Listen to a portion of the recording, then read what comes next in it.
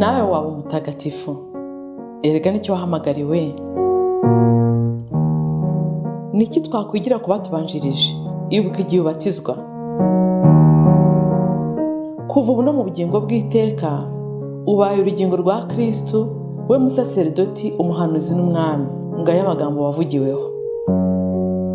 Muri batisimu wagizwe ikiremwa gishya, wambikwa Kristo. Ese itara ryawe riracyaka? Ese umwambaro wawe urakererana? Humura, garukira Imana. Abatagatifu n'abanyabyaha bababariwe. Akira Kristo. Ikiganiro ibirari by'ubutagatifu mukigizwa na Beata Mukarusanga, umukristo wubase urugo.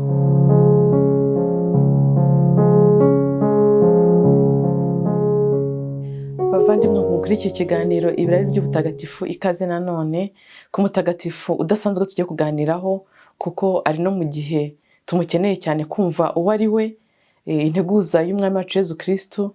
Uwo nta wundi ni Yohani Batista mutagatifu. Hari ababyifuje ko tumuganira, ariko nanjye numvaga Noheli itagera tutamuganiriyeho. Kubera iki? Kuko mu byanditswe bitagatifu abandi bahanuzi bamuhanuye igihe babaga bahanura ukuza k'umukiza, nawe bamuvugagamo. Ni ndatana na Yezu.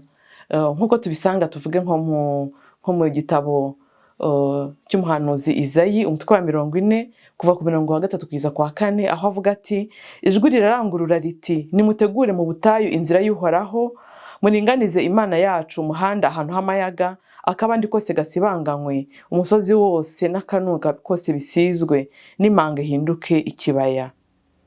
Tukibuka rero nanone yuko igihe abafarizayi bazaga kubaza intumwa zabo bazaga kubaza Yohani Batista uwo ari we, bamwitiranyije na Mesiya, akati surinde siri wa muhanuzi, suri Eliya. Byose akavuga ati sindi we, ati ndijwe ryuvugira mu butayu. Kugira ngo yongere abasubize hirya mu byanditswe, bamenye ko ari integuza y'umukiza. Nyamara ntabwo babimenye hari. Turongera tukabona mu muhanuzi Malakiya, igitabo cye mu 3 ku murongo wa 1, aho avuga ati: ngahangiye kohereza intumwa yanjye kugira ngo intunganyirize inzira, nibwo umutegetsi mushaka azaza mu ngoro abatunguye. Biratangaje rero, mubona ko nta wundi muhanuzi, nta wundi mutagatifu ngira ngo wahanuwe gutyo. Ivuka rye mu gitabo mu ivanjiri ya Luka mutagatifu, umutwe wa 1, tusangamo integuza y'ivuka rya Yohani Batista, tugahita twongera tukabona integuza y'ivuka rya Yezu. Ni ntasigana nanone. Tusangamo nyine kuva ku mutwe wa 1 umurongo wa 5 kugeza ku 25 inkuru ya Zakariya, igihe cye cyo gutura igitambo cy'umubavu cyari kigeze, nk'uko yari umuhereza bitambo mu cyiciro cya Biya. Hanyuma igihe cye kigeze yajya gutura umubavu, akabonekerwa n'umumarayika wa Nyagasani, mu gihe we n'umugore we Elizabeti bari bashaje nta mwana, kuko Elizabeti nyine yitwaga ingumba, yari ingumba.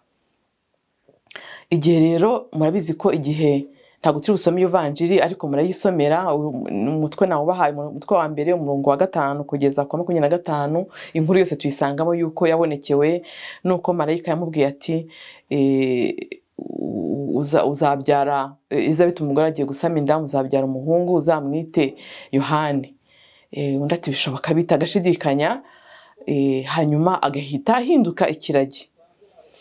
Yongeye kuvuga ari uko agiye kwita izina. Murumva rero amaza Yohani ntabwo yari yoroshye no mu muryango we. Ikindi nyine marayika amuvuze, yavuze ko azuzura Roho Mutagatifu akiri mu nda ya nyina. Nimwumva uwo mutagatifu azuzura Roho Mutagatifu akiri mu nda ya nyina. Kuko kandi niko byagenze, kuko integuza ya Yezu Kristo nayo uko Luka mutagatifu ayivuga, avuga yuko igihe marayika amubonekera amubwira ati ngo hashize ngo amezi 6, ni marayika umwe watasozaga ubutumwa, marayika Gaburiyeli amaze gusoza ubutumwa kwa Zakariya, nibwo nyuma y'amezi 6 yagiye no kwa Bikira Mariya. Aramuramutsa, amaze kumubwira nyine yandamutse yose, yaramubwira ati: dore namubyara wa Elizabeti amaze amezi 6, yarasamye kandi yitwaga ingumba, kuko nta kinanira Imana. Urumva rero ko Yohani Batista na Yezu Kristo barushanwa amezi 6 gusa. Ikindi nyine mukumva yuko ababyeyi babo bafite icyo bapfana. Barababyara bivuga ngo mu by'ukuri Yohani Batista na Yezu Kristo ni abavandimwe mu miryango. Ntabwo Bibiliya ikomeza kutwereka ubuzima bwa Yohani Batista mu buto bwe, tukongera kumubona nyine atangiye ubutumwa bwe ari mu butayu, arimo yigisha ndetse atangira no kuza kubatiza muri rubanda, ababwira ati hagati yanyu hari uwo mutazi. Kugira ngo rero menye ubuzima bwe bwihishe, nasomye inyandiko z'umuhire Katarina Emerick, ni umuhire wanditse ibintu byinshi yagiye agira mu mavision, abonekerwa na Yezu cyangwa se n'abandi batagatifu. Mbese afite ibintu byinshi yanditse yagiye abona mu buzima bwa kera bw'igihe cya Yezu. Mu byo rero yamwanditseho, yavuze yuko yamubonye ari mu butayu, akiri umwana muto cyane. Ntabwo avuga ngo kuva ku myaka ingahe, ariko ngo kuva ari umwana mutoya.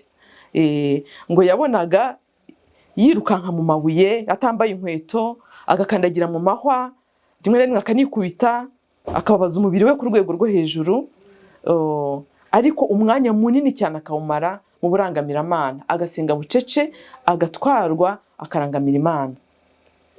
Ikindi nanone yamubonyeho ni uko yigeze kumubona ngo ari kwarura ubuki mu giti. Ngo abonye ngo ubuki bwijimye busa na shokora cyane, arimo aburya. Ngira ngo mu byanditswe tubona yuko ngo yari atunzwe n'isanane ngo n'ubuki bw'ubuhura. Ibyo no muri Bibiliya birimo. Avuga kandi ko amubonye yambaye ikigunira, akenyeje umukandara, hanyuma yiteye umwenda ukoze mu bwoya bw'ingamiya. Ngo kenshi yagiye abona inyamaswa ziza bicaranye, inyamaswa zo mu ishyamba cyangwa se z'igasozi, ndetse n'izo ngamiya ngo zikatega akazipfura ubwoya, basa nkaho baganira. Yabaye mu buzima bwa wenyine bwitaruye isi, akibera nyine muri aho ngaho mu butayu, mu bindi binyabuzima bitari abantu. Yaranzwe n'ubwizige, ibakwe, ikibatsi cyamurangaga cy'urukundo rw'Imana biramuherekeza kuva nyine akiri muto kugeza atangiye ubutumwa bwe, ndetse no kugeza igihe apfiriye Imana. Yamubonye ngo ameze nk'umuntu w'umwana muto, afite umutima nk'uw'umwana ukiva ku ibere. Ngo ntabwo umutima we yigeze abona wanduzwa n'icyaha.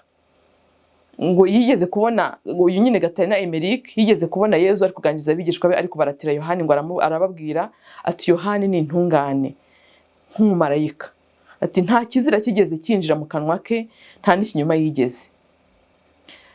Twereka tusesengure ubwo buzima bwo mu butayu twifashishije inyandiko nanone y'umugabo witwa Rudolf Chartres. Avuga yuko ubuzima bwe, navuga ko ari nk'intangiriro mu isezerano rishya ry'ubuzima bwa kimonaki.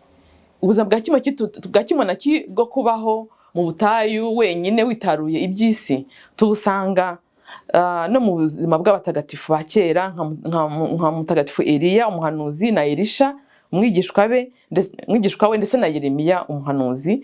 Bombi abo bose babayeho n'ubundi batashatse abagore, kandi bakiberaho mu butayu barangamiye Imana. Turabona Eliya cyane mu musozi wa Karumeli, nawe atunzwe n'imizi y'ibiti n'ibyatsi bimera ku gasozi, aryaga nk'imboga.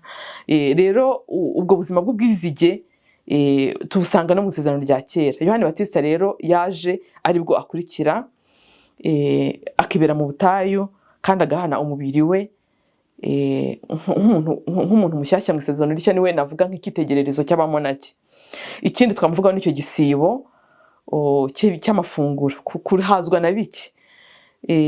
Umutagatifu Yohani w'umusaraba, Jean de la Croix, arimo amutekerezaho, arimo amuzirikanaho, yaravuze ati umuntu uzirengagiza ubwizige ahubwo akumva azabonera umukiro we Imana, umukunzi we, yibereye mu buriri cyangwa mu bintu bindi bishira bishimisha umubiri bitagoye, uwo ntazigera abona Imana. Uwo ni Jean de la Croix ubivuga.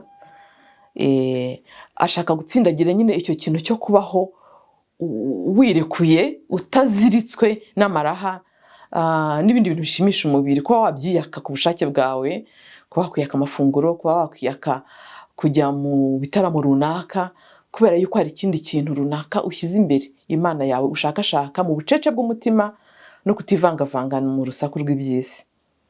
Muri iyo nyandiko nasomye nsangamo yuko inyungu zo kwigomwa amafunguro ni ukuzura Roho Mutagatifu. Ahari bujya amafunguro, ahari bujya ibindi bintu bishimisha umubiri, si n'amafunguro gusa, urusaku, amagambo atari ngombwa, ubwo bwizige aho bwageze huzura Roho Mutagatifu. Uwashaka kwitoza uburangamirana atigomwa uwo azaba yibeshya rwose, kuko nyubundi na Yesu arabivuga ngo ntawukeza abami babiri, kuko azakunda umwe yanga undi, ntawukunda Imana na bintu. Mu butayu kandi haba ubusa uroye, ku buryo roho iba itarangaye. Isengesho riroroha, ariko kandi ni n'ahantu h'intambara ya roho, kuko tuzi neza ko Yesu igihe ajya gutangira ubutumwa bwe ku isi, nawe yabanje kumara iminsi 40 n'amajoro 40 mu butayu atarya atanywa, hanyuma ngo umushukanyi araza amuha bya bishuko bitatu tuzi yamushutse. Ni ukuvuga ngo mu butayu, kandi bavuga ko ngo yahajyanywe na Roho Mutagatifu. Twavuga ko Yohani Batista si yihangishijwe, ntabwo yihangishwe, ahubwo yahajyanywe na Roho Mutagatifu, ko yari yuzuye Roho Mutagatifu. Rero yaragiye guhangana nanone n'iyo myuka mibi yo mu butayu, kuko si ukuvuga ko isengesho uvuga ngo urangamira Imana ku buryo bworoshye, riba ari intambara ya roho. Iyo nzara, uwo munaniro, inyota yo mu butayu, n'ibishuko rero, ibishuko urwana nabyo, byenda byo kumva ko ibyo urimo ntacyo bimaze. Ndakeka ko umuntu wese uri mu nzira yo kwitagatifuza ashakashaka Imana, icyo gishuko cyo kumva ijwi riguca intege ngo uriruhiriza iki, ntacyo bimaze, ngira ngo ni cya benshi. Njye byambayeho, wenda nawe byakubayeho. Uriruhiriza iki, uri kwigora, reka abandi se urabarusha iki, cyangwa se abandi urabona batabigeraho, mbese amajwi akuca intege iteka mu nzira nk'iyi ngiyi aba ahari. Na Yohani Batista rero nta gushidikanya ko mu butayu yahuyemo n'ayo majwi amuca intege, ariko agatsinda urugamba. Ikindi kintu nyine kiranga ubwo buzima bwo mu butayu, uretse kwa kwizitura ku mafunguro, bwa kwizitura ku birangaza, harimo nyine n'isengesho. Yabonaga nyine isengesho navuga rishyitse. Iyo tuvuga isengesho rega, sinzi ko hano amasengesho ni menshi. Isengesho rya Yohani Batista ni isengesho rikunda kwitwa oraison, isengesho rihozaho ryo ku mutima, rirangamye Imana yonyine, ku buryo bisa nkaho ubuzima bwo mu ijuru aba butangiriye ku isi, ku buryo ibindi byose nta gaciro biba bigifite uretse Imana yonyine. Ni ukwirukanka amasigamana ushakashaka Imana. Rero oraison ya Yohani Batista bavuga ko ryari isengesho ry'ubutaretsa, kandi nta mugayo, nta byamurangazaga byari bihari. Yari acecetse, yari ari mu bucece rwose, aganirizwa n'ibindi biremwa uretse abantu. Ubukene no guca bugufi biranga bene aho hantu mu butayu. N'isengesho kandi nk'iryo ngiryo ririmo guca bugufi no gukenera Imana, kuko uwikeneye rwose bituma ubasha kuyirangamira. Ikindi kiranga rero ubuzima cyanze ubuzima bwa Yohani Batista kimwe n'abandi bamona cyo mu butayu, ni ukwiga ibyanditswe bitagatifu. Integuza y'umucunguzi birumvikana ko agomba gusoma ibyanditswe bitagatifu, agasesengura icyo ibyanditswe bimuvugaho, ariko akanamurikirwa na Roho Mutagatifu, akanamusobanurira icyo ibyo byanditswe bishatse kuvuga. Kuri igihe azamuvuga ati dore intama, azabivuga n'umutima wose na roho ye yose, azi neza uwo avuga. Yohani Batista mutagatifu rero, murumva ko ari mutagatifu. Abandi benshi cyane bakurikiye, bari abamona kimwe nabo mu butayu, les pères du désert, bari abakurambere bacu bagiye bandika Bibiliya, bagasesengura inyandiko z'ibyanditswe na n'ubu uyu munsi bikimurikiye benshi muri kiliziya. Akenshi murumva yuko Yohani Batista yababereye urugero. Yohani Batista rero tumubona noneho atangiye ubutumwa, yavuye mu butayu, kandi Bibiliya iramutwereka rwose henshi mu byanditswe bitagatifu, mu bavanjiri bose bamuvugamo.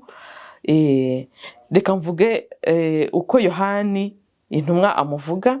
Nanone avuga yuko yari afite abigishwa bari baramukurikiye, na Yohani ndetse akaba umwe mu bigishwa ba Yohani Batista.